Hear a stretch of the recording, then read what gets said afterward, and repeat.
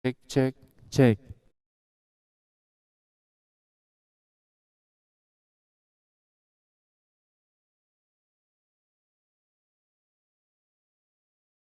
Oke, cek. Ya, selamat datang di Jackpreneur Fest 2021 Bangkit Bersama Shopee. Pemerintah Provinsi DKI Jakarta bersama dengan Jakarta Experience Board dan Shopee Indonesia berkolaborasi dalam Jackpreneur Festival 2021 Bangkit Bersama Shopee. Melalui Dinas Perindustrian, Perdagangan, Koperasi Usaha Kecil dan Menengah DKI Jakarta, Jackpreneur Fest 2021 Bangkit Bersama Shopee akan menjadi bagian dari rangkaian Hari Ulang Tahun DKI Jakarta yang ke-494 yang mengusung tema Jakarta Bangkit. Jackpreneur Fest 2021 Bangkit Bersama Shopee merupakan kolaborasi yang apik antara pemerintah, BUMD, dan swasta. Kegiatan ini diharapkan dapat mendorong UMKM ibu kota untuk naik kelas hingga akhirnya dapat menjadi pelaku ekspor bersama Shopee. Sebelum kita mulai, mari saksikan video dari para kolaborator.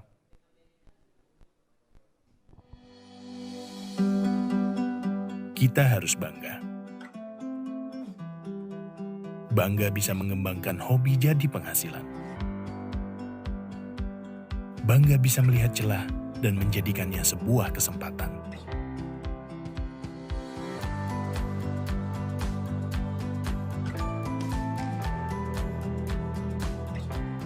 Bangga bisa terus menghadirkan inovasi-inovasi baru. Bangga bisa selalu kembali berdiri meski seringkali terpuruk. Mereka hanyalah sebagian dari anak-anak bangsa yang bangga akan sukses bersama Shopee. Mari kita bangga mendukung mereka. Bersama, kita bangga buatan Indonesia.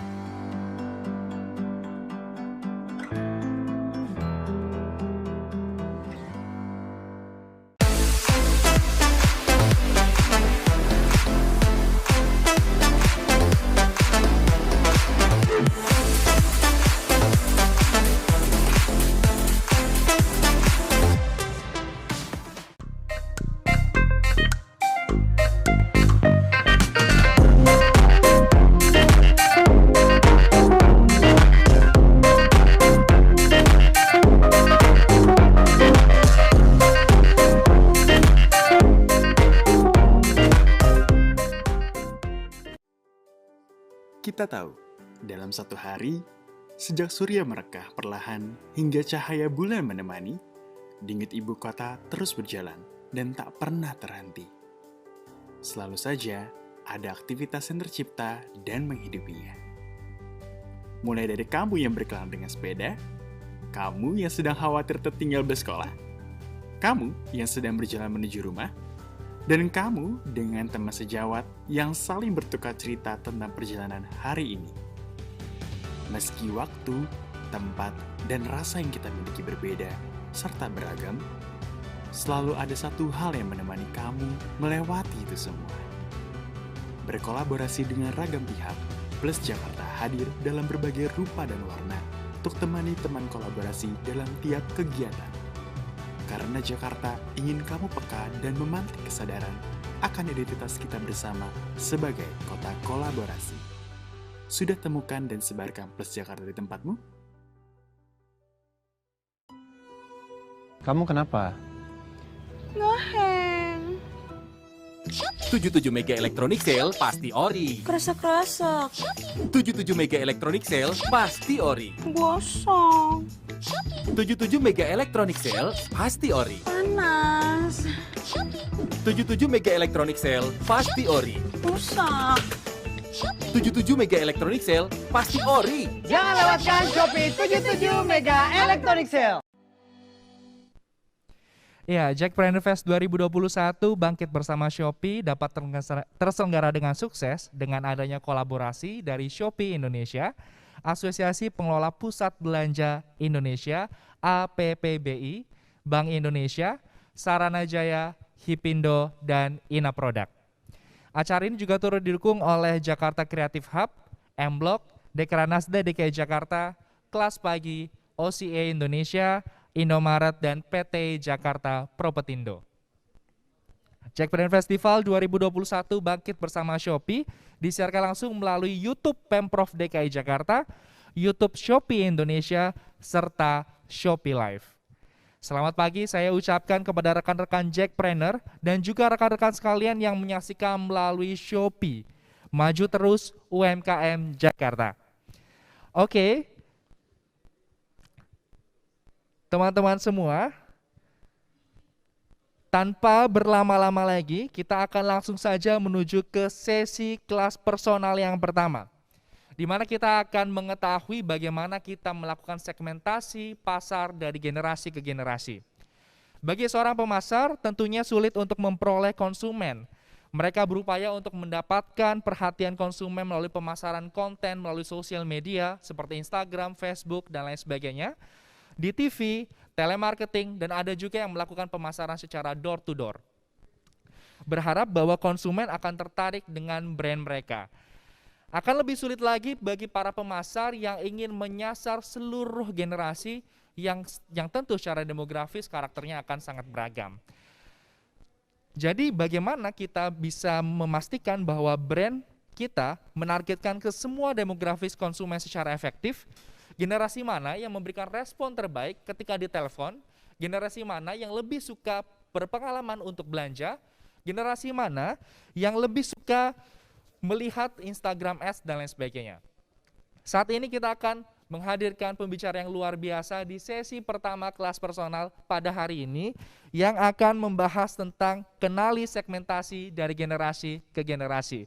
Kita panggilkan bersama-sama Bapak Sona Maisana, Ketua Umum BPD HIPMI Jaya. Halo Pak Sona, salam kenal, apa kabar Pak? Selamat pagi, salam kenal Mas Saiful, apa kabar? Alhamdulillah. Selamat pagi, alhamdulillah. Baik, tanpa berlama-lama lagi, kita akan berikan waktu kepada Pak Sona untuk memberikan insight kepada kita tentang bagaimana sih melakukan pemasaran yang baik, terutama dalam segmentasi dari generasi ke generasi. Silakan, waktu dan tempat kami persilakan. Baik. Pertama-tama sebelumnya saya ingin mengucapkan terima kasih terhadap Jackpreneur dan juga Jackpreneur Fest dan tentunya Shopee yang sudah mengundang kami, saya perwakilan dari HIPMI Jaya untuk bisa berkolaborasi agar Jakarta Bus ingin sharing atau berbagi pengetahuan mengenai bagaimana kita men-select segmentasi pasar atau mengenali segmentasi dari generasi ke generasi. Nah, mungkin perkenalan dulu, banyak sahabat Jackpreneur mungkin yang belum kenal. Nama saya Sona Maisana, saat ini sebagai Ketua Umum BPD HIPMI Jaya, Himpunan Pengusaha Muda Indonesia di Jakarta Raya. Kebetulan memang baru kurang lebih 3 bulan saya baru terpilih menggantikan ketua umum yang lama, sehingga pada kesempatan kali ini sangat baik sekali nih bentuk kolaborasi kami HIPMI Jaya dan Pemprov DKI Jakarta tentunya untuk mensupport kebangkitan wirausaha di DKI. Nah, mungkin next bisa slide-nya. Nah, HIPMI Jaya sendiri memang sejak awal dibentuk sebagai wadah dunia usaha yang dapat menampung dan menghimpun aspirasi pengusaha muda. Sehingga kita punya tanggung jawab langsung untuk mengisi kemerdekaan, bertanggung jawab terhadap pertumbuhan ekonomi, dan sekarang bukan hanya terhadap pertumbuhan, tapi terhadap pemulihan ekonomi di DKI Jakarta. Serta terus menyebarkan virus-virus pengusaha, karena kita tahu bahwa tulang punggung perekonomian kita itu kan ditopang oleh usaha khususnya UMKM, yang tentu sekarang banyak tergabung oleh Jackpreneur dan banyak juga yang tergabung di dalam Shopee. Nah, di HIPMI sendiri, HIPMI Jaya, mungkin saya cerita sedikit tentang HIPMI Jaya itu sekarang kita punya anggota aktif lebih dari 2.000 orang yang berlatar belakang bisnis bermacam-macam dari segala macam sektor industri, dari berbagai macam jenis bisnis, dan umumnya sekarang banyak yang diisi oleh bisnis-bisnis ekonomi kreatif food and beverage, dan ekonomi digital. Jadi buat teman-teman jackpreneur yang juga ingin menambah wawasan berwirausaha, berjejaring, bernetworking, bisa bergabung bersama HIPMI Jaya. Nah, nanti kita akan terus membuat kegiatan yang tentunya berkolaborasi dengan jackpreneur untuk menumbuhkan semangat wirausaha. Mungkin itu HIPMI sekilas tentang HIPMI Jaya yang bisa kita share. Next. Nah, kalau kita bicara tema, hari ini sebenarnya temanya ini sangat menarik. Bagaimana kita mengenali market segmentation, karena banyak pengusaha muda yang baru memulai ataupun juga yang belum memulai, mereka menghadapi kesulitan dalam menentukan market segmennya. Jadi terkadang para pengusaha ini hanya fokus terhadap produk atau idealis terhadap produknya, tetapi seringkali melakukan kesalahan dalam mengenali segmen pasarnya. Karena kalau segmen pasarnya juga bisa dikenali, tidak bisa memahami,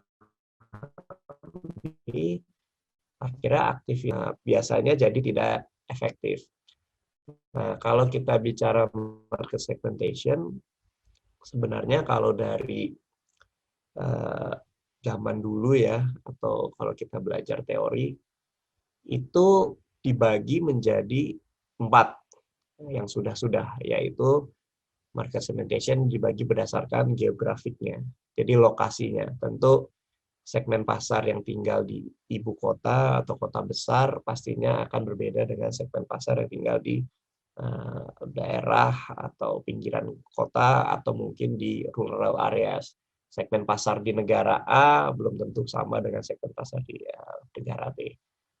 Lalu selain dari wilayah kotanya, dari bahasanya, dari populasinya, itu sangat berpengaruh terhadap segmen pasar berdasarkan geografi. Nah, yang kedua itu berdasarkan demografinya. Umur, lalu gender, dan juga hal-hal yang berkaitan dengan tentang pekerjaannya. Nah, itu juga mempengaruhi dari segmen pasar itu tersebut. Lalu yang ketiga itu ada psikografiknya, secara psikologinya, bagaimana dia gaya hidupnya. Ada yang gaya hidupnya senang misalnya pergi ke mall katakanlah, atau yang memang dia lebih senang di rumah melakukan aktivitas secara online.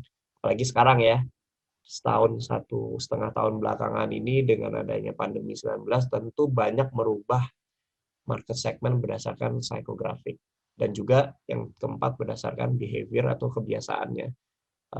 Ini sangat mempengaruhi segmen pasar, bagaimana kita bisa mengenali segmen pasar atau target market kita. Nah, yang sudah-sudah dalam kita menganalisa atau menargetkan market segment ini menggunakan 4 pendekatan ini. Dan memang 4 pendekatan ini yang paling umum dilakukan dalam aktivitas bisnis mengenali segmen pasarnya. Tapi menurut saya dan menurut kami dari HIPMI sendiri, sekarang ini dalam mengenali segmen pasar ini sudah perlu ada penambahan dan sudah terjadi.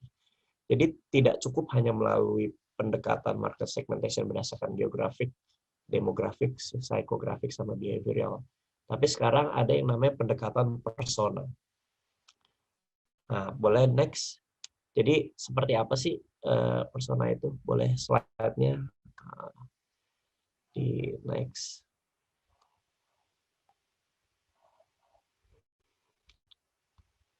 Admin, boleh tolong di next slide-nya.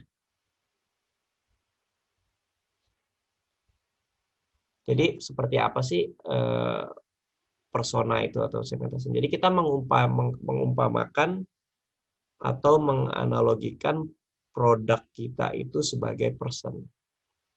Jadi seperti apa sih karakteristiknya dari produk kita itu, dan juga karakternya itu sebagai person atau sebagai target market itu tuh seperti apa. Nah, mungkin nanti saya bisa visualisasikan di presentasinya yang belum bisa di-share ya, dari admin.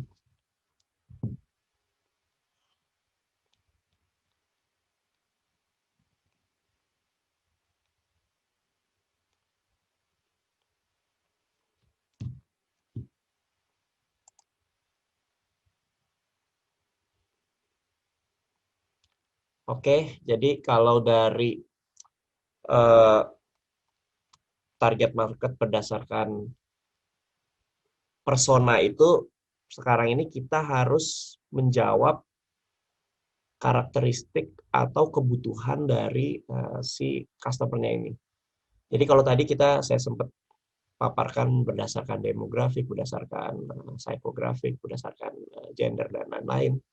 Sekarang ini dalam menjual produk, dalam menjual jasa, customer cenderung ingin yang customize, yang personalize, yang sesuai dengan kebutuhannya dia sendiri. Nah, makanya pendekatannya sekarang dalam membuat produk atau dalam kita memasarkan produk, yang harus kita tanyakan adalah who are my customer, who are my users. Siapa orangnya, lalu kebutuhannya dia apa, keinginannya dia apa. Jangan kita dibalik atau menggunakan pendekatan lama yang kita menjual produk berdasarkan idealis kita nih. Produk A yang kita buat memang karena ini produknya ini kita yakin bisa terjual atau memang karena produknya bagus. Tapi kita harus mulai bergeser pendekatannya melalui ke customer centris. Bagaimana apa sih yang dibutuhkan, lalu insight-nya seperti apa. Setelah kita tahu, kita mendefine insight dan needs dari customer ini, baru kita brainstorm dan kita brought up with some idea atau kita ideate atau kita create produknya itu, kita buat prototipe-nya, lalu kita tes ke market. Apakah memang produk yang kita buat ini dapat menjangkau segmen pasar yang memang kita tuju. Nah, jadi apakah si produknya ini menjawab kebutuhan dari customer yang ingin kita capai. Nah, next mungkin belum bisa dilihat ya slide-nya ya. Nah, di slide yang ingin saya tampilkan, saya tuh ingin menganalogikan atau menggambarkan atau memvisualisasikan bahwa kalau mungkin teman-teman Jackpreneur dulu senang main Mario Bros ya gamenya. Kalau dari kecil kan kita lumayan sudah dijejeli dengan game itu Mario Bros. Nah, kalau masih ingat game Mario Bros itu, pada saat Mario menyundul bunga kotak itu atau balok dan keluar bunga, setelah bunganya dimakan, lalu Mario Bros-nya itu menjadi besar dan kuat. Nah, ini kita analogikan sebagai kita menjual produk. Terkadang perusahaan atau seller itu fokus dengan si bunganya atau produk yang dijual.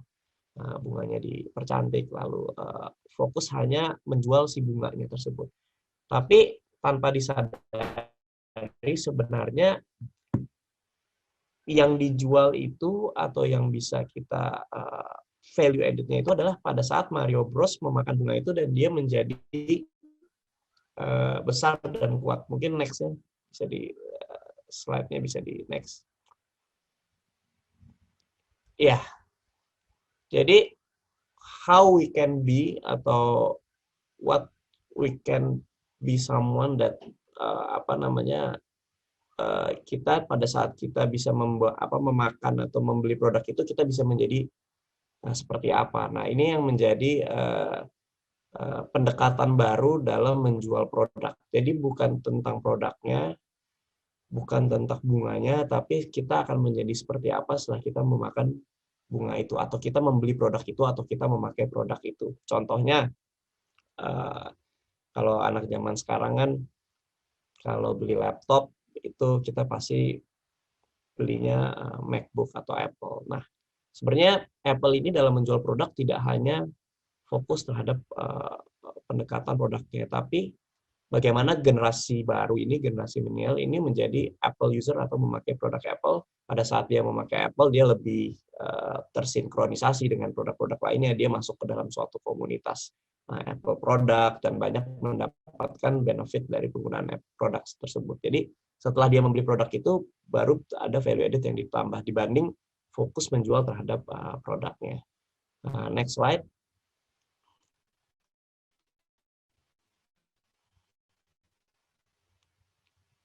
slide ke-7 boleh, admin digeser.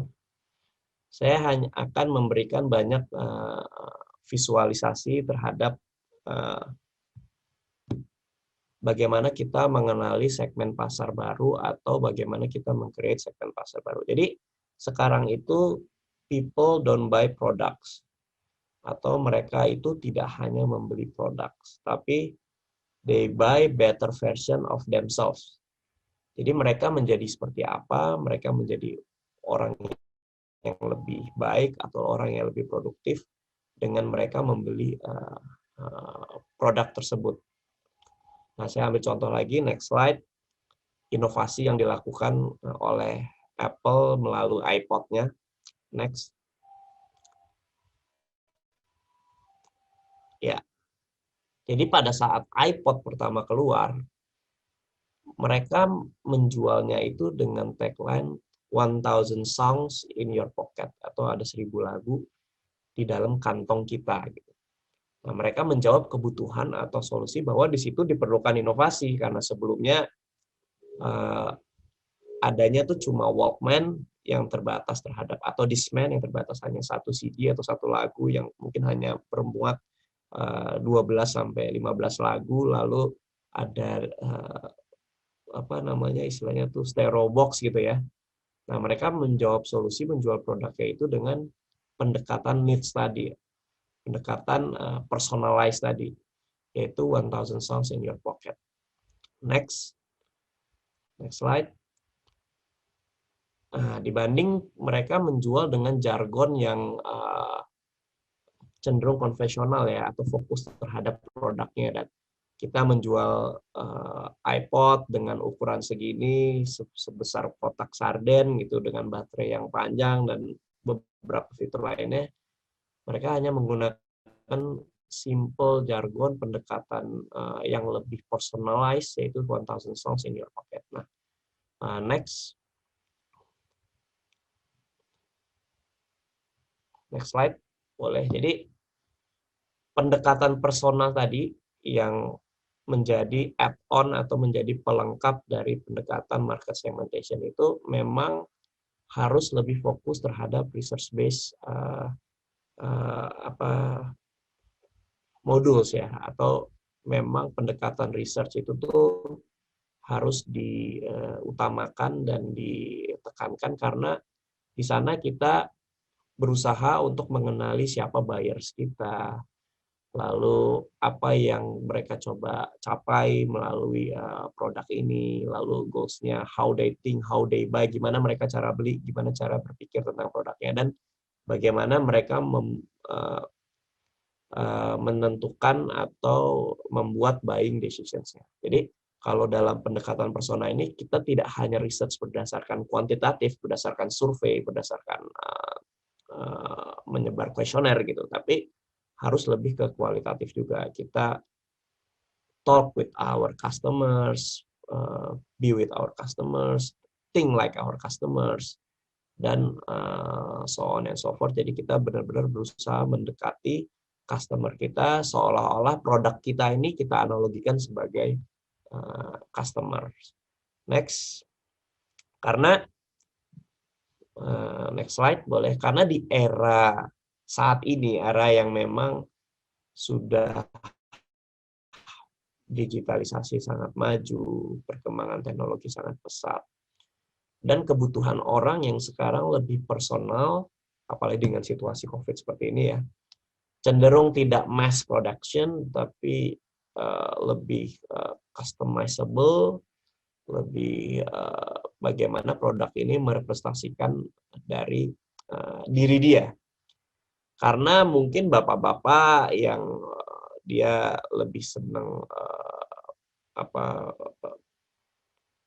interestnya itu lebih senang ke religi, dengan bapak-bapak yang hobinya mungkin lebih senang fotografi, itu sudah pasti akan berbeda kebutuhan dan needs-nya. Begitupun juga dengan ibu-ibu yang memang ibu rumah tangga, dan juga ibu-ibu yang dengan wanita karir, ini juga pasti akan berbeda.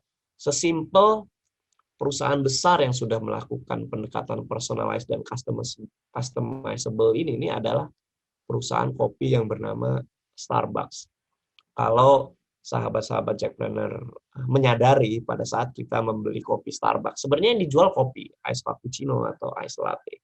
Tapi mereka di situ menawarkan personalized preference, yaitu gulanya mau dipisah atau enggak, esnya mau normal atau banyak atau sedikit, susunya seperti apa. Nah, sebenarnya sesimpel mereka mengcustomize kopi itu, mereka sudah membentuk segmen pasar baru. Segmen pasar yang dimana mereka pengen beli kopi, tapi yang lebih personalized dengan karakter needs-nya dari si customer itu. Makanya mungkin dengan orang membeli kopi harga 35.000 sampai 50.000 di Starbucks, yang cenderung mahal ya untuk kita membeli sebuah segelas kopi.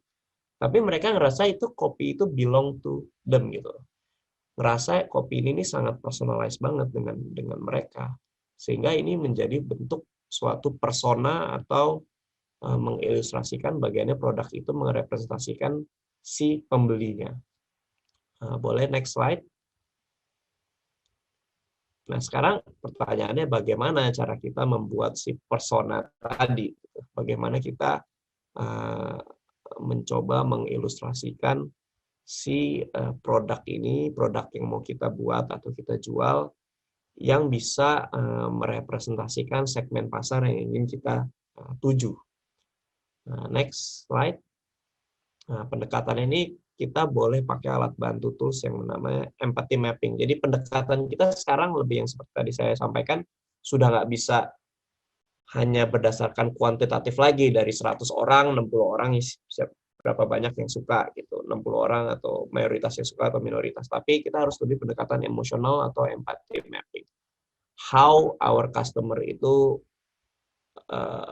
think, feel, does atau says, bagaimana mereka berpikir tentang produk itu, mereka ngerasainnya gimana, terus mereka bagaimana mereka melakukan dan mereka memberikan testimoni. Nah, yang di tengah-tengah ini nih kita analogikan sebagai usernya. Nah, ini bisa menjadi tools yang kita pakai untuk mengenali segmen pasar yang memang ingin kita tuju gitu, atau agar supaya tepat sasaran. Nah, next. Nah, contohnya nih kita bikin grade label dengan tadi pendekatan says, does, thinks, and feels lagi. Next. Nah, seolah-olah nih di tengah ini nih si Rafa ini nih si personalize atau si customer kita kasih deskripsi. Next. Dengan kita menjual produk kita berikan atau kita gali apa yang pendapat dia tentang produk ini, bagaimana dia menggunakan produknya, bagaimana mereka berpikir atau dia berpikir tentang produknya, lalu kita bikin notes masing-masing sesuai dengan grid yang kita buat, lalu next.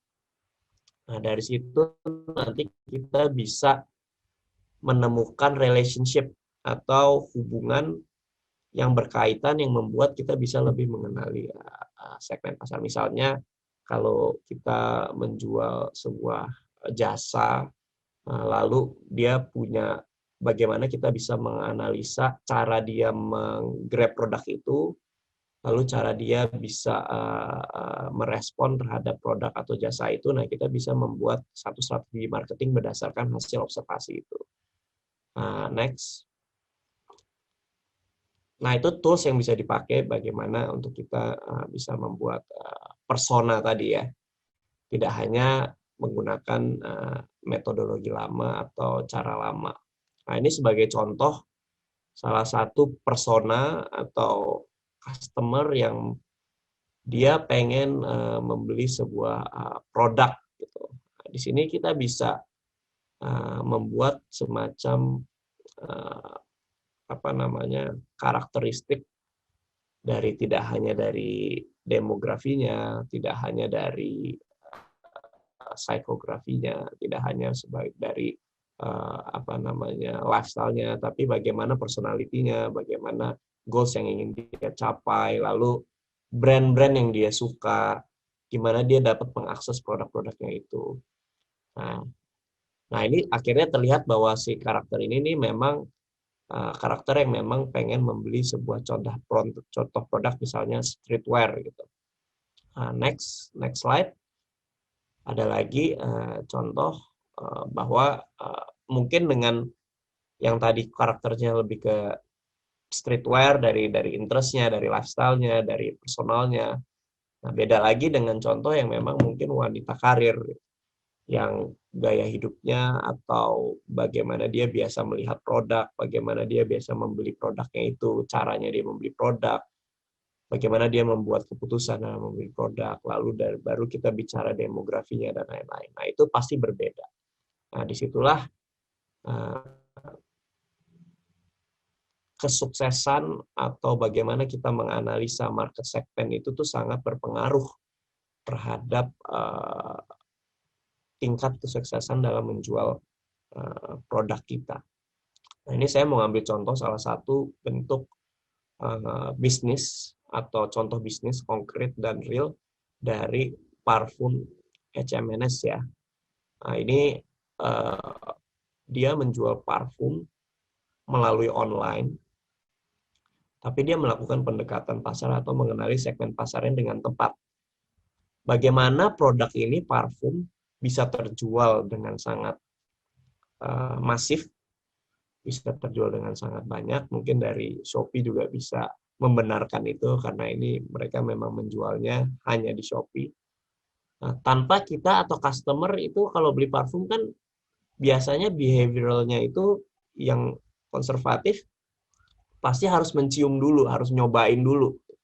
Harus datang, nyobain, dan baru mereka take decisions to buy. Nah, tapi si parfum ini bisa menjual dengan sangat banyak, dengan sangat efektif dengan hanya menjual secara online.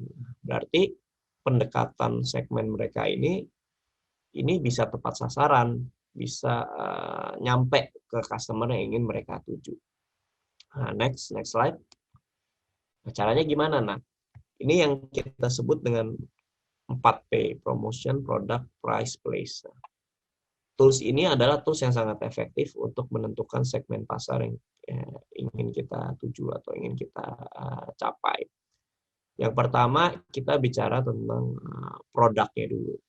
Nah, next slide.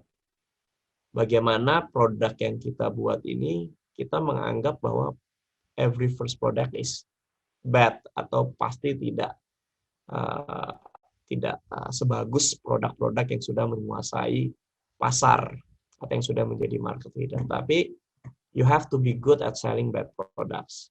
Bagaimana kita bisa menjual si produk pertama ini sesuai dengan tepat sasaran sehingga penjualannya itu pun juga efektif.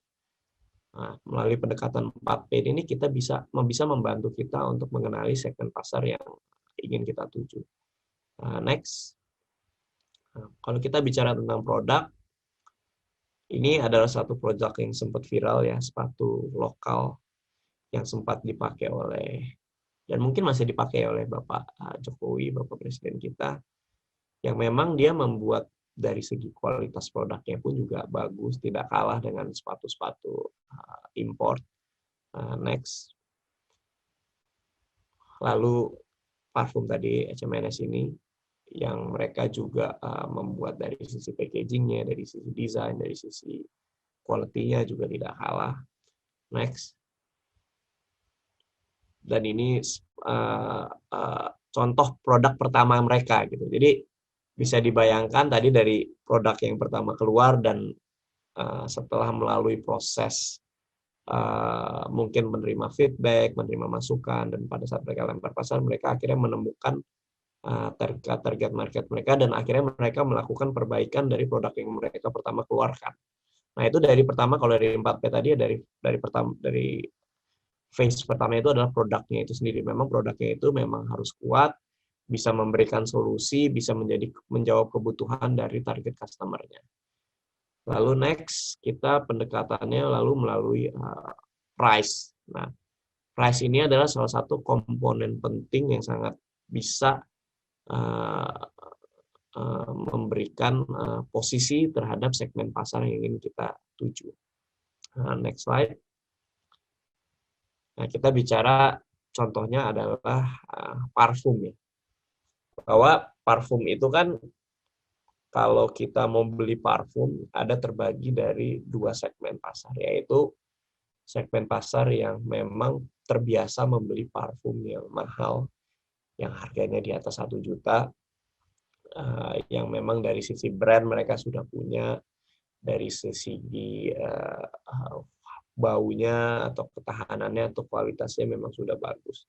Tapi ada juga segmen pasar yang membeli parfum-parfum beli di Alfamart atau Indomart, itu contohnya kayak Casablanca dan Axe ya, yang memang dari sisi spending power-nya atau buying power-nya memang di bawah harga 100.000. Nah, next. Nah, tapi si HMS ini bermain mengisi market gap, karena di situ ada market gap yang lumayan jauh, yang mereka bermain di pricing 300 sampai 350.000.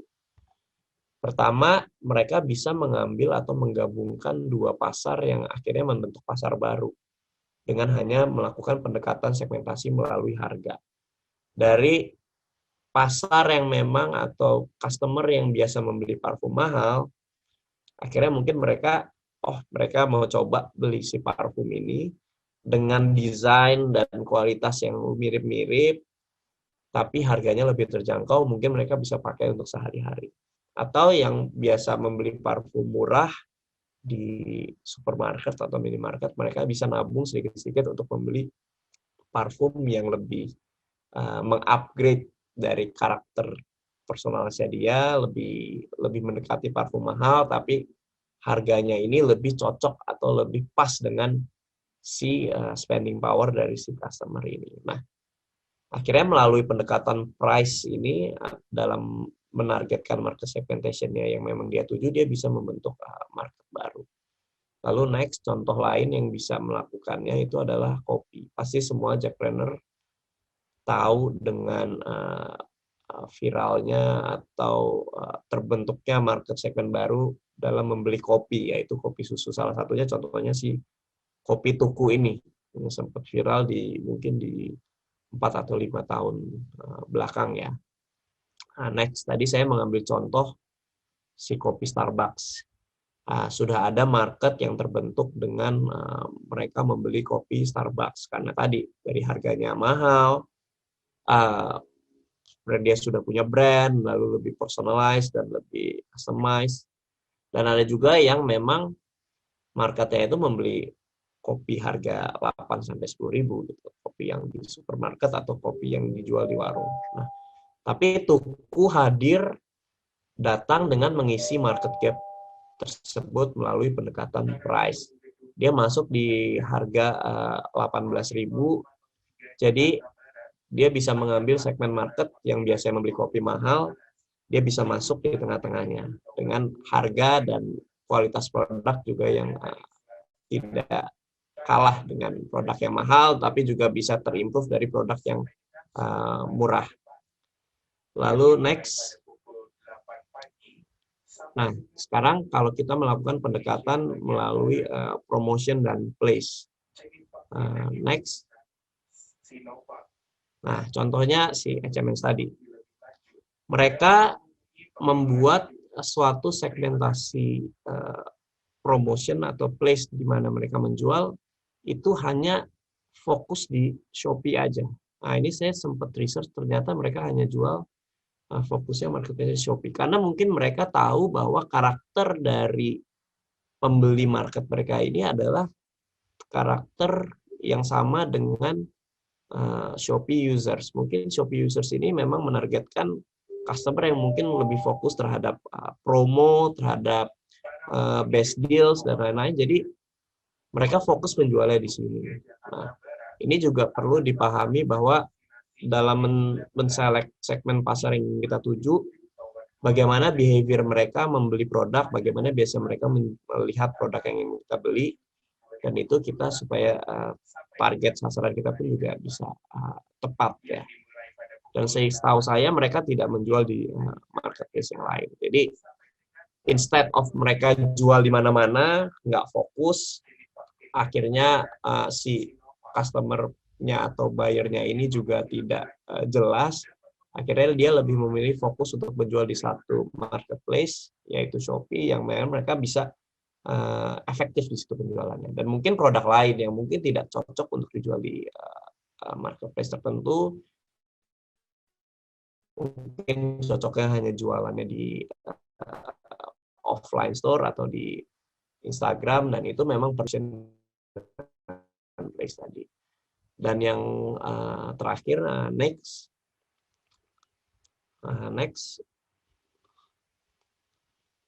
lagi.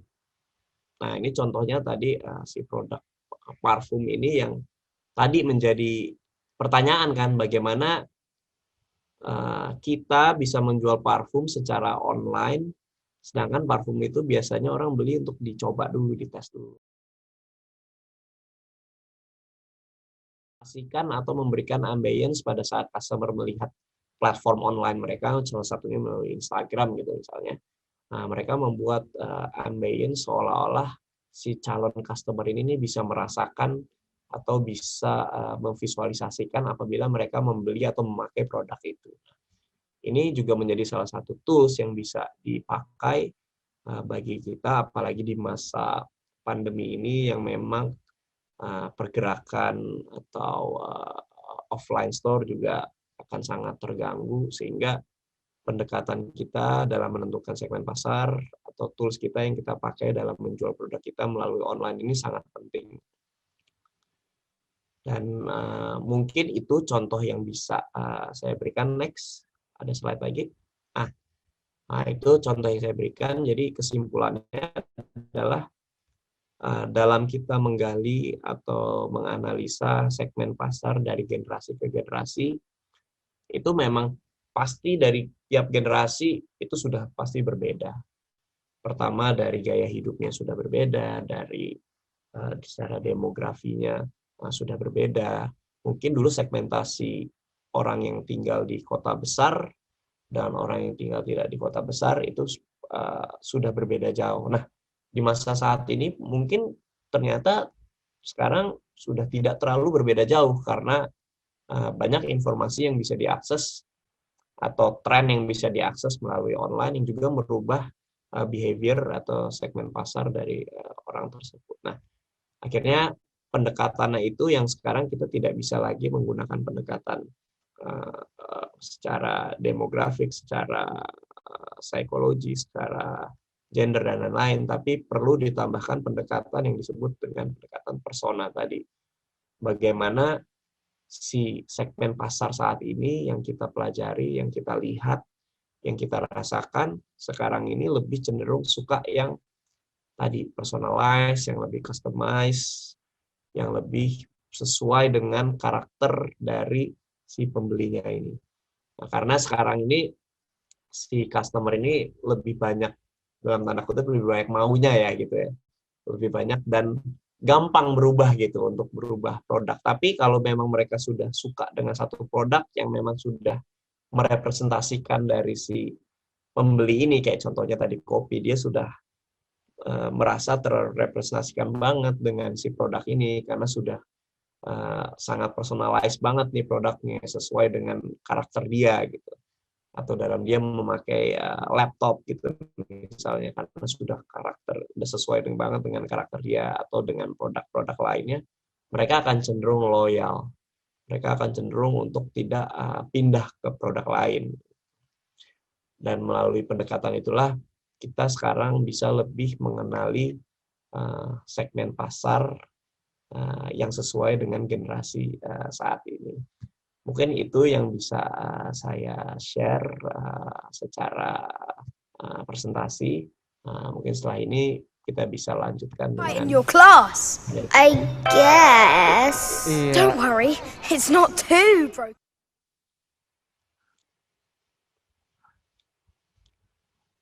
Baik, Mas Saiful, terima kasih.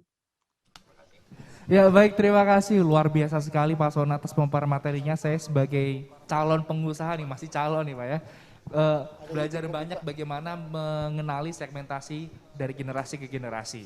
Nah, kalau dari presentasi yang menarik tadi, kita bisa paham bagaimana pemasaran ini adalah satu hal yang perlu memiliki pendekatan yang personal ya Pak ya, supaya produk kita bisa lebih ngena. Dan tadi juga Pak Sona sudah menjelaskan aspek-aspek seperti price, product, promotion, dan lain sebagainya. yang bisa kita ambil insight-nya untuk bisa kita jalankan dalam usaha kita. Nah, Pak Sona, sebelum saya memberikan kesempatan ke para audiens yang hadir secara virtual untuk bertanya langsung kepada Pak Sona, saya akan mendalami beberapa hal nih. Nah, sebelumnya, sebelum saya mendalami beberapa hal, para audiens silakan bisa memberikan pertanyaan via kolom chat di masing-masing platform.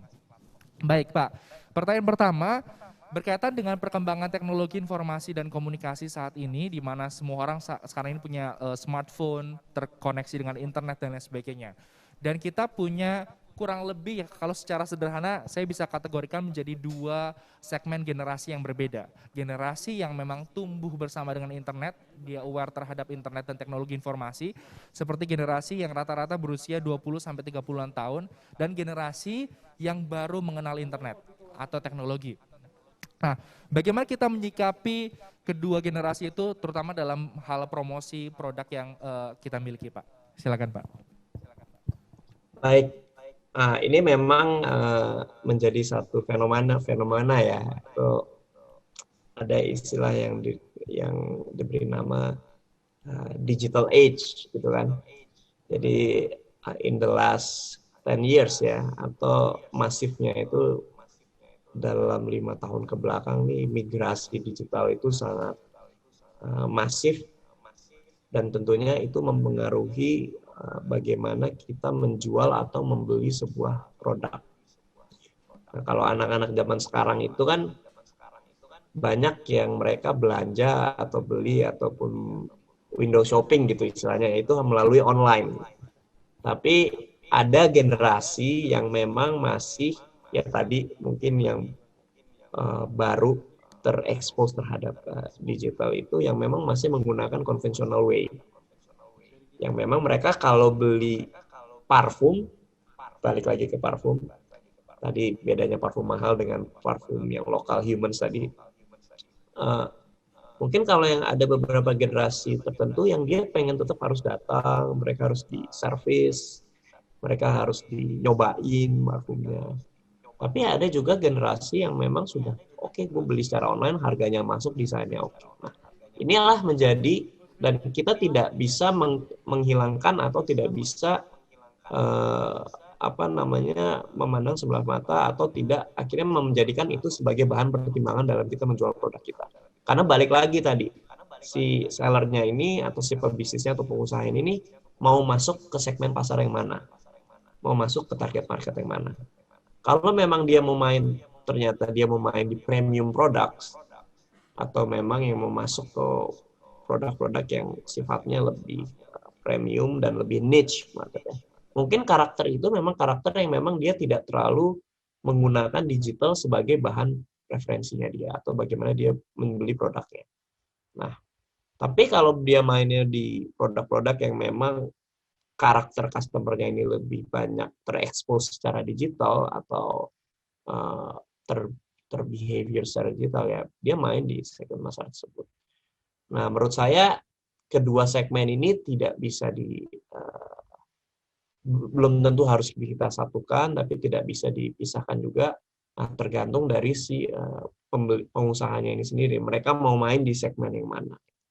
Karena menurut saya secara proporsi memang ada segmen yang masih belum terlalu memahami atau belum terlalu mengaplikasikan digital di dalam gaya hidupnya. Tapi makin ke sekarang atau di 5 tahun belakangan ini, porsi dari customer atau porsi dari si pembeli ini yang memang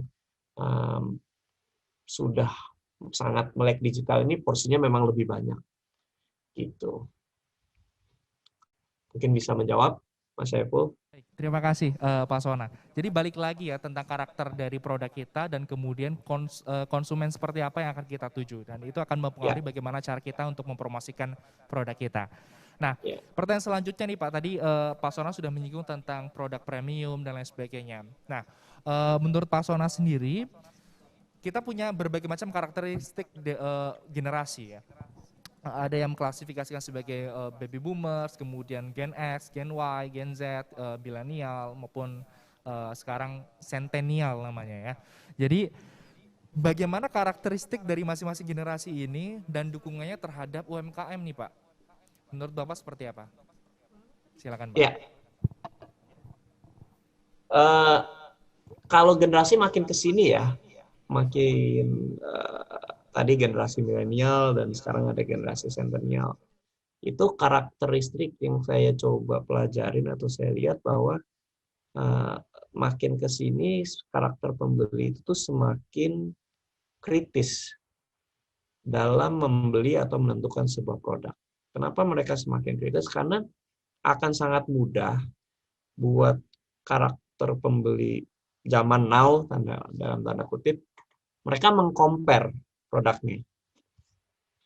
Dalam membeli kopi aja misalnya. Sekarang kan kalau 3 tahun lalu ada tuku, sekarang kopi susu gula aren aja tuh ada banyak banget. Dengan harga yang cenderung sama. Dan mereka akan sangat mudah membandingkan. Membeli ini, coba produk A, lalu dia coba produk B, produk C, itu bisa dalam periode waktu yang singkat. Sampai mereka benar-benar menemukan produk yang memang benar-benar cocok sama mereka. Nah, itulah yang tadi saya sampaikan bahwa dengan tingginya tingkat istilahnya turnover ya, si customer zaman sekarang ini nih, si milenial ini yang gampang berpindah-pindah produk. Nah, perlu buat kita para pelaku usaha itu melakukan pendekatan persona tadi, supaya kita bisa menangkap segmen pasar yang tidak berpindah-pindah ke tempat lain, supaya mereka bisa loyal dengan produk kita. Nah, untuk itu kita perlu pendekatan tadi persona yang mengedepankan personalized dan customized tadi yang menjawab kebutuhan mereka, yang sesuai dengan karakter mereka gitu. Jadi mereka tidak gampang pindah-pindah atau tidak gampang atau menjadi lebih loyal, karena memang karakternya makin ke sini mereka cenderung lebih mudah ya, beda dengan orang zaman dulu gitu, atau mungkin bukan zaman dulu ya, tapi orang-orang yang sudah lebih dulu generasinya, seperti contohnya generasi orang tua kita yang memang jarang tuh disuruh mau nyoba produk baru atau melihat atau mencari tahu tentang substitusi produk yang memang mereka biasa pakai. Biasanya kalau mereka sudah suka dengan satu produk tertentu, ya udah mereka akan cenderung itu aja gitu. Mereka cenderung kalau pergi ke tempat yang sudah mereka suka, mereka juga senang. Tapi kalau generasi kesini kan lebih, ya contohnya kayak kita gitu ya Mas Saiful ya. Mudah-mudahan kita masih masuk ke generasi yang memang milenial gitu. Kita cenderung suka untuk mencoba hal-hal yang baru, mencoba brand-brand baru, sampai kita benar-benar menemukan si produk yang memang sesuai dengan karakteristik kita. Gitu, Mas. Jadi turnover, perubahan pola perilaku konsumsi ini justru memberikan peluang sebenarnya ya kepada UMKM untuk semakin berkembang, apalagi ada platform e-commerce seperti Shopee yang bisa memberikan ruang bagi UMKM untuk bisa memasarkan produknya dan juga bertemu dengan konsumen secara langsung. Baik, pertanyaan selanjutnya nih Pak. Mas Wana tadi menyampaikan bahwa penting sekali untuk mengedepankan kolaborasi ya dalam memperbesar usaha kita. Nah, dalam hal kolaborasi untuk memperluas peluang dan kesempatan, bagaimana supaya UMKM ini dapat lebih berani berkolaborasi dan keluar dari zona nyaman mereka, Pak? Ya, ini pertanyaan yang sangat bagus, Mas Saiful. Kenapa saya bilang kolaborasi itu, dan saya sangat setuju ya, 1000% dengan pentingnya kita sekarang melakukan kolaborasi, apalagi untuk pengusaha muda baru. Nah, kalau kita flashback mungkin beberapa tahun lalu, di atas 5 tahun yang lalu, para pengusaha muda ini nih, atau pengusaha baru untuk memulai sebuah usaha, itu mereka cukup tidak semudah sekarang. Sekarang tuh jauh lebih mudah dibanding beberapa tahun yang lalu. Karena kalau beberapa tahun yang lalu, 5 tahun ke atas ya, dalam mereka membuat sebuah bisnis atau menjual produk tuh banyak tuh yang harus dipikirkan dan disiapkan.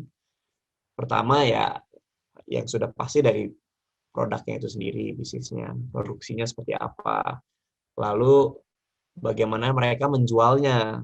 Mereka harus menyewa toko, harus punya tempat. Lalu mereka harus hire karyawan untuk sebagai marketingnya, sebagai dan lain-lain. Dan cenderung akhirnya mereka berpikir itu semuanya sendiri. Tapi kalau sekarang kan modal handphone saja kita sudah bisa mulai berdagang atau berjualan. Tentunya dengan kolaborasi tadi. Kalau sekarang kita mau jual, instead of kita mau jual produk ya gitu, instead of kita mencari tempat atau offline store atau toko gitu di mall atau di pasar. Dan sekarang juga lifestyle-nya juga sudah berubah semenjak adanya pandemi ini, yang secara teknologi itu akhirnya kita dipaksakan untuk maju lebih cepat.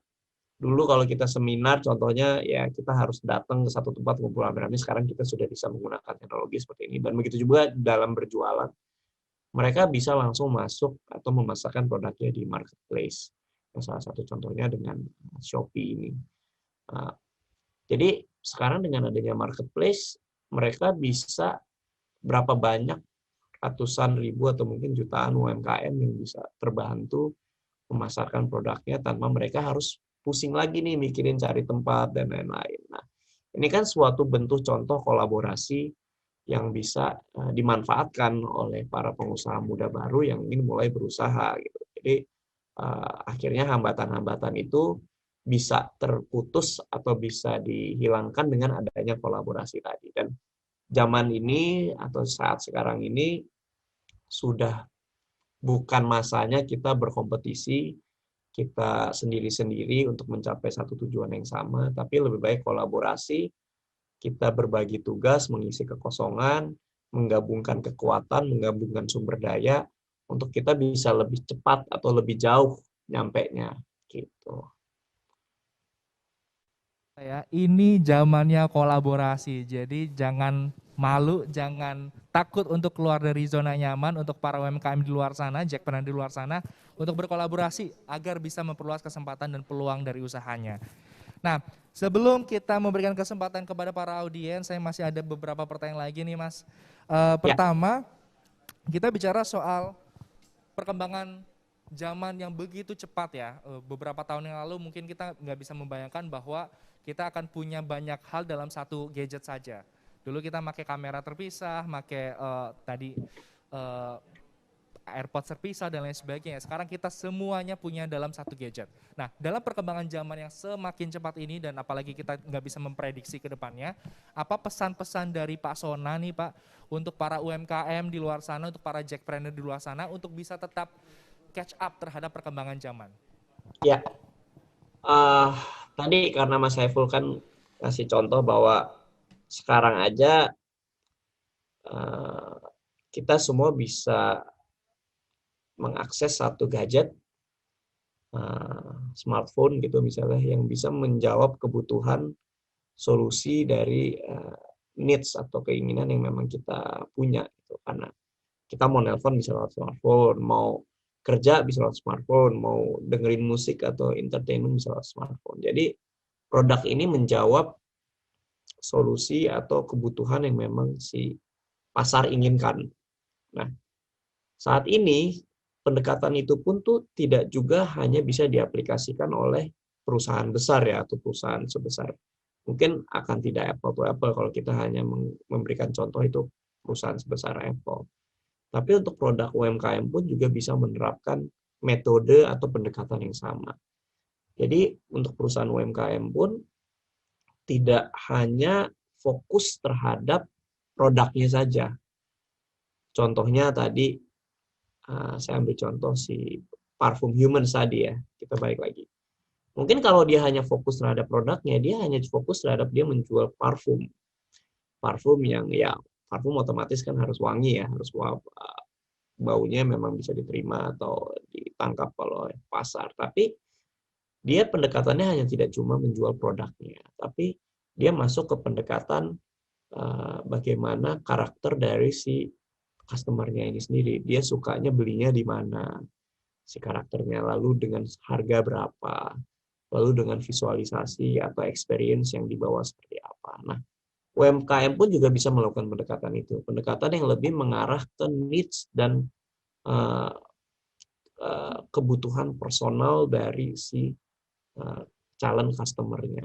Sehingga dengan terus melakukan pendekatan itu, berinovasi, dan juga berkolaborasi dalam menggait atau menggali pendekatan personal tadi, mereka akan terus bisa menjawab perkembangan zaman. Karena behavior atau lifestyle dari si customer ini kan dari masa ke masa, dari era ke era, dari generasi ke generasi itu kan akan berubah terus gitu.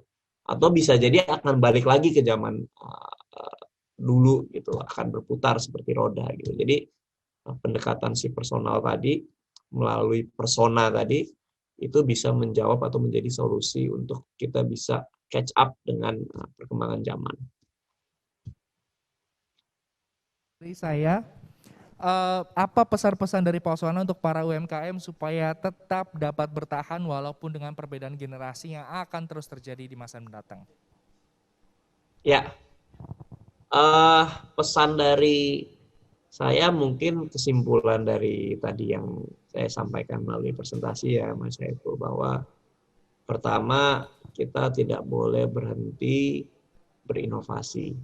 Berinovasi itu nggak cuma dalam sisi produknya. Of course dalam sisi produk kita harus terus berinovasi dari sisi desain, dari sisi quality, dari sisi hal-hal yang berkaitan dengan produk itu sendiri. Tapi kita pun juga harus berinovasi dalam berbagai aspek yang menyangkut tentang si produk atau jasanya ini. Contohnya bagaimana kita menjual produk itu. Apakah kita mau terus menggunakan cara yang konvensional atau kita mau melakukan pendekatan yang lebih modern atau lebih mengaplikasikan atau mengdigitalisasi bisnis kita. Bagaimana kita mengenali segmen pasar kita, bagaimana kita memberikan service terhadap customer kita. Inovasi ini penting untuk terus dilakukan dari berbagai aspek yang bisa membuat kita terutama UMKM itu bisa bertahan. Dan yang kedua adalah penting sekali untuk UMKM ini untuk bisa bertahan di saat-saat yang sulit seperti ini untuk bisa lebih mendigitalisasikan usahanya. Banyak pelaku UMKM kita yang belum melek digital atau tingkat pemahaman melalui digitalisasi usahanya ini masih rendah atau masih belum maksimal. Contohnya banyak orang yang berpikir bahwa 4.0 atau digitalisasi usaha ini hanya sebatas terhadap mereka menjual bisnis IT gitu. Jadi mereka berpikir bahwa digitalisasi usaha itu tuh mereka bisnis IT, tapi sebenarnya tidak, bahwa produk-produk atau jasa apapun bisnis yang mereka jalankan dengan mereka melakukan digitalisasi usaha itu sudah menjadi suatu bentuk penerapan 4.0 di dalam bisnisnya. Nah, ini juga penting dilakukan oleh para pelaku UMKM supaya mereka bisa bertahan. Karena hanya dari sisi penjualan saja atau platform yang mereka bisa manfaatkan untuk menjual produknya itu bisa membantu produknya sampai ke customer-nya. Dan tentunya dengan upaya-upaya lain. Itu yang mungkin pesan-pesan yang mungkin bisa saya sampaikan untuk para pelaku UMKM supaya bisa bertahan. Begitu, Mas Pendekatan Eko. persona, kemudian yang kedua bagaimana terus untuk melakukan inovasi ya Pak, dan yang ketiga adalah digitalisasi untuk bisa catch up dengan perkembangan teknologi saat ini. Ya. Nah, Pak Sona, kita ada beberapa pertanyaan dari audiens, berkenan untuk menjawab Pak? Ya, boleh dong. Oke. Pertanyaan pertama dari Dian Eka, bagaimana cara menentukan segmen generasi yang tepat saat kita berganti produk yang kita jual? Oke. Ya. Mungkin tadi pertanyaan dari Mbak Dian ya? Iya, Dian Eka. Mbak Dian, terima kasih pertanyaannya. Mungkin tadi bisa melalui pendekatan persona yang tadi saya sampaikan di presentasi. Kalau kita menjual produk atau kita mengganti segmen pasar, pertama kita analisa dulu ke segmen pasar atau segmentasi utama yang memang kita capai. Yang berubah ini dari produknya, apakah kita berubah cara menjualnya, lalu lokasi yang kita pengen jual, atau range umurnya, atau bagaimana spending power-nya dia. Nah, itu perlu tetap kita harus analisa. Tapi akan lebih baik lagi kalau kita melakukan tadi pendekatan persona tadi, kita visualisasikan nih si produk ini yang tadi Mbak Dian mau rubah atau mau buat, itu kalau divisualisasikan sebagai orang atau sebagai karakter itu seperti apa. Oh, ternyata produk yang mau dijual ini secara visualisasi karakter atau secara persona ini lebih ke contohnya produk perempuan. Lalu perempuan yang memang punya kemampuan daya beli yang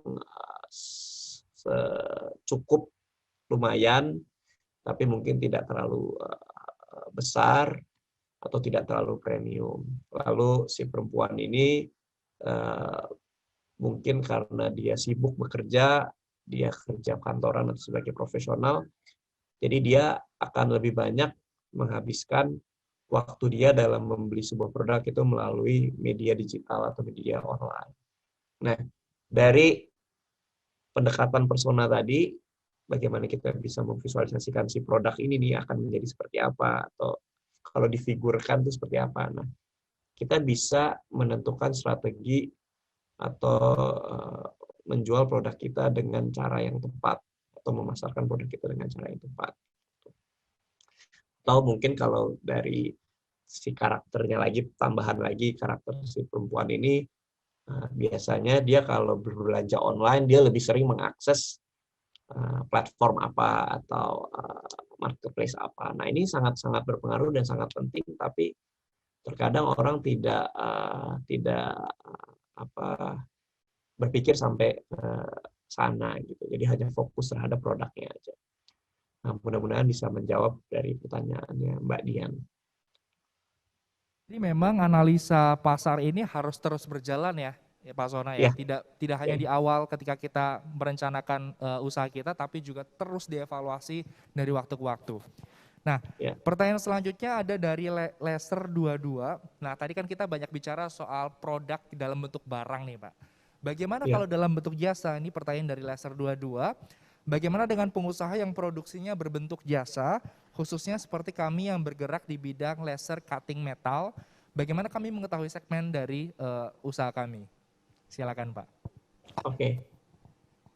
Menurut saya pendekatannya itu pun untuk produk dan jasa sebenarnya sama-sama bisa diaplikasikan. Karena tadi saya ngambil contoh itu ada di dalam presentasi itu, salah satunya tadi saya sempat mention bahwa ada satu perusahaan jasa yang bisa melakukan pendekatan yang sama. Contohnya dia jasa di bidang servis sepatu atau pembersihan sepatu. Atau contohnya jasa kecantikan gitu, atau healthy and wellness. Contohnya sekarang banyak sekali kan pelaku usaha jasa di bidang kecantikan, contohnya jasa make up ataupun jasa hairdo ya kan, dan sebagainya. Nah, mereka itu sekarang merubah atau mencoba menangkap segmen pasarnya itu melalui, meskipun yang dijual itu adalah jasa mereka. Sekarang mereka daripada mereka membuat atau menawarkan produk mereka secara konvensional, atau mereka harus bikin salon yang akhirnya harus membuat orang tuh effort, atau customer itu, potensial customer itu effort harus datang ke salon mereka. Mereka sekarang cenderung menawarkan jasanya itu secara digital, secara online melalui Instagram, contohnya makeup artist atau hairdo, yang akhirnya itu mereka bisa lebih menjangkau si customernya ini dan merasa lebih terpersonalize lagi, karena itu kan jasa ya. Ini menurut saya juga nggak jauh beda, atau mungkin bisa diterapkan juga, mungkin tidak secara bisa diaplikasikan secara 100% mirip ya, tapi perusahaan lain pun di bidang jasa servis perbaikan contohnya si Service Cut and Laser Metal ini, dan dengan beberapa perusahaan servis lainnya, contohnya perusahaan servis di otomotif gitu, atau di di mesin atau yang lain-lain. Bagaimana mereka bisa reach out customer-nya langsung, karena mungkin pelaku atau customer-nya ini kan kita harus deteksi dulu, mereka ini customer ini apakah perusahaan atau memang si customer-nya secara langsung. Nah, ini perlu kita identifikasi sehingga supaya kita bisa reach out dia tuh, kita tahu caranya, apakah melalui pendekatan online atau memang harus di reach out langsung secara konvensional atau bagaimana. Tapi balik lagi ke the main idea-nya bahwa pendekatan persona ini perlu ditambahkan dalam mengenali segmen pasar kita, baik berupa produk maupun berupa jasa. Begitu Mas Saiful. Sekali lagi ya, pendekatan persona itu bisa dilakukan baik pada produk barang maupun jasa. Nah, pertanyaan selanjutnya dari Fatia, sebenarnya tadi sudah sempat disinggung oleh Pak Sona tentang promosi-promosi yang dilakukan untuk generasi milenial atau generasi Z. Nah, pertanyaan dari Fatia, jenis promosi seperti apa sih yang paling disukai menurut Pak Sona oleh generasi-generasi milenial dan generasi Z? Oke. Kalau generasi milenial dan Z itu kan berdasarkan age ya. Tapi dalam kita menentukan langkah-langkah promosi itu, pendekatannya terkadang tidak hanya melalui pendekatan umur, tapi bisa juga pendekatan lokasi atau secara geografi ya, lokasi dia tinggal, lalu lifestyle-nya dia, lalu spending power-nya dia, dan lain-lain. Jadi sekarang ini dalam kita menentukan atau mendefine atau mengaplikasikan promosi, ya Mas Saiful, itu nggak bisa hanya melakukan atau hanya berfokus terhadap satu pendekatan, misalnya hanya age aja. Itu menurut saya akan nggak efektif. Tapi kita juga harus melakukan atau menambahkan pendekatan yang lain. Nah, tapi kalau kita bicara dari sisi umur saja, memang untuk generasi milenial dan generasi centennial atau generasi X tadi kan cenderung memang yang usianya masih di bawah 30 tahun ya. Jadi mereka memang dalam membeli produk itu memang gampang untuk mencoba hal-hal yang baru.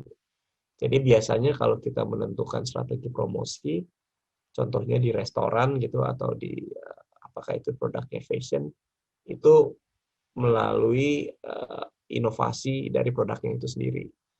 Ya kalau sekarang ini kan kalau kita lihat di perusahaan penyedia jasa makanan dan minuman, mereka kalau promosi itu nggak melulu promosi berupa hanya harga aja, tapi mereka melakukan inovasi terhadap produk-produknya itu. Nah, itu yang membuat para si generasi milenial ini kan cenderung kalau ada sesuatu yang baru, sesuatu yang viral gitu kan, mereka akan lebih tertarik untuk mencoba. Ada tempat yang lagi hits gitu karena ada produknya yang baru atau memang tempatnya ini instagramable gitu kan, dan diviralkan. Nah, itu mereka cenderung untuk membuat untuk mencoba. Meskipun di situ nggak pakai diskon ya.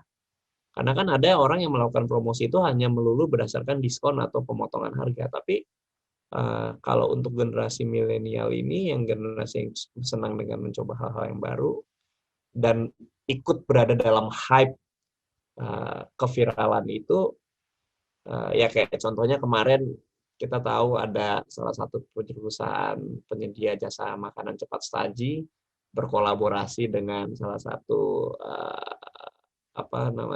artis dari Korea ya.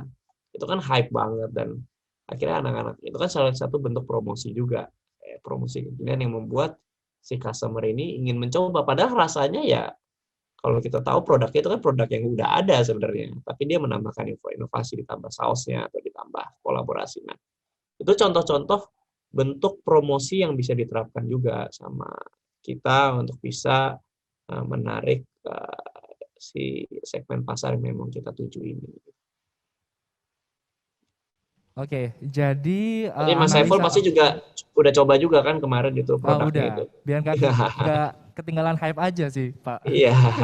Jadi balik lagi tadi tentang pertanyaan Fatia, memang analisa pasar itu seharusnya tidak hanya kita dari sudut pandang umur saja ya, usia saja, tapi juga secara menyeluruh karakteristik lokasi, pola pembelian dan lain sebagainya. Jadi mungkin ini bisa jadi masukan buat Fatia dan teman-teman Jackpreneur di luar sana untuk bisa menentukan jenis promosi apa yang sesuai untuk karakter generasi yang akan kita tuju. Nah, kita masih punya beberapa pertanyaan Pak Sona. Pertanyaan selanjutnya dari Sheila. Di saat pandemi COVID-19 saat ini, bagaimana kita bisa menentukan segmentasi yang cocok untuk usaha kita? Silakan Pak. Oke. Kita semua tahu bahwa di masa pandemi COVID ini, satu hal yang pasti dan berkurang adalah tingkat pergerakan atau mobilitas dari masyarakat ya. Satu memang karena dibatasi, adanya penurunan kapasitas, penurunan jam operasional, dan juga ya adanya juga ketakutan kan dari masyarakat untuk mereka terlalu bergerak seperti zaman dulu ya sebelum masa new normal. Nah, kita pun sebagai pengusaha, pelaku usaha harus pintar membaca perubahan ini. Minimal dengan adanya pembatasan mobilitas ini, akhirnya si customer ini atau segmen pasar yang mereka pengen tuju akan lebih terekspos atau akan lebih mengakses hal-hal yang ingin mereka dapatkan melalui online atau melalui digital. Nah, ini pun yang harus kita benar-benar manfaatkan, perlu kita masuk secara tepat dan akurat bagaimana kita bisa menjual produk atau jasa kita itu melalui online yang memang mereka akses. Nah, ini pun perlu research dan survei lagi. Tidak hanya secara kuantitatif, tapi secara kualitatif, secara pendekatan yang lebih persona tadi, atau persona approach tadi. Bahwa melalui online pun, kita pun juga harus bisa menganalisa untuk segmen market tertentu, dia mengakses online ini online apa? Online ini memang website kah? Atau marketplace kah? Atau sosial media kah? Nah, itu pasti akan terbagi lagi. Kayak cenderung, contohnya saya, terus terang saya itu salah satu karakter market yang memang sudah mulai membeli atau mencari produk secara online. Tapi tidak semua platform online itu saya jadikan rujukan atau saya jadikan tempat saya mencari produk atau membeli produk itu. Misalnya saya hanya membeli produk melalui WhatsApp bisnis saja gitu. Jadi saya tidak datang ke tokonya, tapi saya yang penting ada WhatsApp bisnisnya, saya biasanya langsung beli karena saya masih lebih suka membelinya secara online atau secara digital, tapi saya tetap lebih suka terservis secara personal gitu melalui WhatsApp gitu. Tapi ada juga karakter market yang memang dia suka membeli secara online, tapi dia tidak mau ada interaksi, dia hanya mengklik saja, maunya klik selesai gitu. Nah, ini juga yang harus menjadi fokus ke para pengusaha ini. Apabila ingin menjual produk, dia juga harus mengenali nih karakter si pembelinya ini, meskipun secara online pun platform online apa yang dipakai, lalu behavior-nya seperti apa, dan lain-lain. Kurang itu begitu Mas Saiful, dan tadi untuk menjawab pertanyaannya. Terima kasih Pak Sona. Pertanyaan selanjutnya kita akan bahas soal tadi, kalau kita tadi udah banyak bahas soal tips and trick ya bagaimana untuk melakukan segmentasi pasar. Pertanyaan dari Ana, apa kesalahan yang sering dilakukan oleh orang yang sedang melakukan usaha dalam menentukan segmentasinya? Mungkin bisa kita menghindari kesalahan-kesalahan itu. Silakan Pak Sona. Ya. Biasanya ya kesalahannya adalah si penjual atau pelaku usaha ini terlalu idealis terhadap produk yang ingin dia jual. Contohnya, dia kalau misalnya mau jual produk itu makanan, atau apakah produk itu berupa fashion, idealisme yang muncul itu adalah bahwa menurut dia atau menurut kita, si penjual ini produknya udah bagus, atau sesuai dengan apa yang menjadi kesukaan kita. Tapi terkadang kesalahan itu muncul karena dia tidak melakukan pendekatan secara personal terhadap customer atau target marketnya dia. Apa benar nggak sih produk ini memang menjadi kebutuhan solusinya dia, lalu insight-nya dia seperti apa mengenai produk ini, terus bagaimana mereka cara membeli produk kita ini biasanya dalam menentukan pilihan itu tuh seperti apa. Nah, saat ini memang kesalahan itu sering terjadi karena si pelaku usaha ini lebih ke product oriented. Nah, kalau dari paparan atau prestasi yang saya sampaikan tadi, memang saat ini untuk menghindari atau menjawab solusi dari permasalahan itu, Mas Saiful, bagaimana kita dalam menjual produk atau service memang lebih ke customer oriented. Nah, makanya dalam mengenali segmen pasar kita perlu banget kita melakukan pendekatan yang lebih personal, yang sifatnya lebih kualitatif ya, bukan kuantitatif, supaya tidak mengulangi kesalahan yang biasanya umum terjadi tadi. Mungkin secara sederhana kita perlu untuk lebih adaptif ya Mas ya. Ya. Dalam menganalisis segmentasi, tidak melulu kita berpegang pada produk kita harusnya seperti apa, tapi kita juga perlu untuk menganalisis customer itu maunya seperti apa. Nah, pertanyaan terakhir Pak Sona dari Aza Shop. Aza Shop ini bergerak dalam penjualan baju pre-love atau baju yang sudah digunakan sebelumnya, bekas. Dia bagaimana cara pendekatan personal bagi yang jual baju pre-love, khususnya baju anak? Karena saingan kita mulai banyak dan kita baru memulai. Oke. Pendekatan personal untuk baju pre-love ya. Kalau dulu kan, saya ingat betul kalau dulu tuh jual baju pre-love itu di garage sale ya. Yang Mas Saiful ya. Jadi biasanya kalau kita lewat di jalan gitu, di pinggir jalan ada garage sale. Dan orang datang beli pre-love. Tapi kayaknya rasanya kalau sekarang kok udah jarang ya saya ngelihat ada garage sale itu. Saya lebih banyak ngelihat para pelaku orang yang mendagangkan dagangan pre-love-nya itu melalui online atau melalui media online. Nah, bagaimana nih pendekatan personal ini yang menarik?